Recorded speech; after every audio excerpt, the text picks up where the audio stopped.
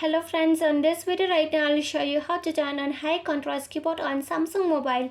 So friends, before we continue this video, do not forget to like the video and subscribe the channel. Okay, so let's start the video.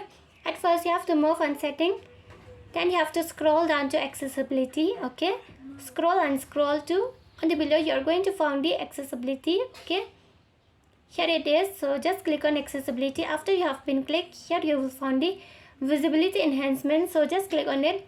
And here if you want to set on high contrast keyboard, here is the high contrast keyboard. Okay, just click on this icon and the high contrast keyboard on your device will be set on. Okay, you can check it. Suppose I'm going to show you by searching here. See, the high keyboard contrast on your device has been changed. I mean, you will find the change. Okay, it will be changed. Okay, so friends, if you love the video, do not forget to like the video, share the video and subscribe to the channel, and thanks for watching.